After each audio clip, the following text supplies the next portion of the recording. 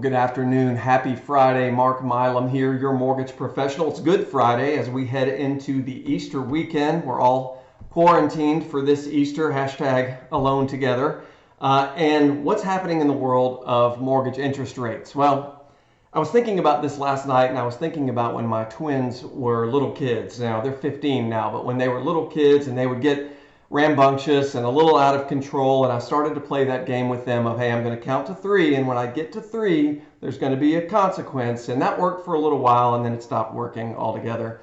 And then I just realized there had to be something bigger. And so if my voice reached a certain decibel level, if I really raised my voice and kind of got deep in my voice, the kids' eyes would get as big as saucers and their mouths would shut up and they would actually calm down a little bit. That's exactly what our Federal Reserve has been doing this week.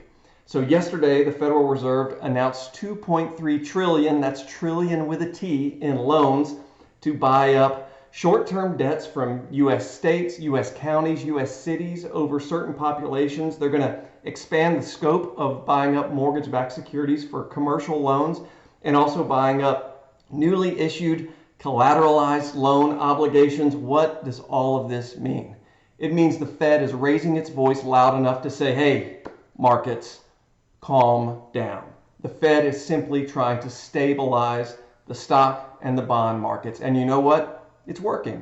The stock market hasn't seen the precipitous fall off that we were witnessing a couple of weeks ago. The bond markets have certainly stabilized. This injection of liquidity, this second bazooka that the Fed is using, has stabilized things. Now, the mortgage-backed securities market in some ways has never been better and in some ways has never been worse.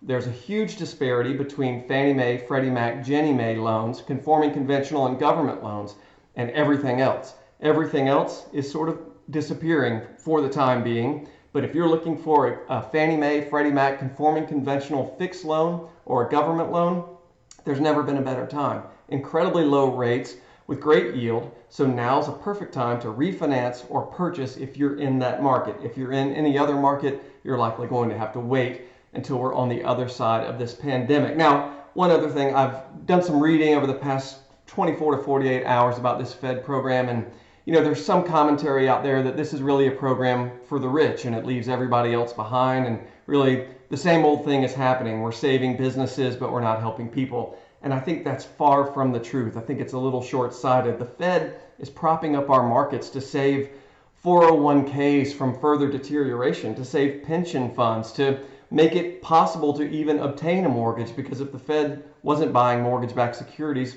I don't think anyone would be able to obtain a mortgage right now. We are looking at some very ugly economic data that's coming down the pike in the next 30 to 60 days, and the Fed knows this. The Fed knows what the reaction will be in the markets, and so the Fed has stepped in with that loud, booming voice to say, everyone calm down. We're going to make it through this volatility. There will be plenty of liquidity. We will do all we have to do to prop up the markets. So when we get to the other side of the pandemic, to a hopefully robust rebound, the Fed can then step back and allow the markets to take back over. Okay? That's all for now. If you need anything this weekend, please don't hesitate to reach out, mark.milam@northpoint.com. Thanks.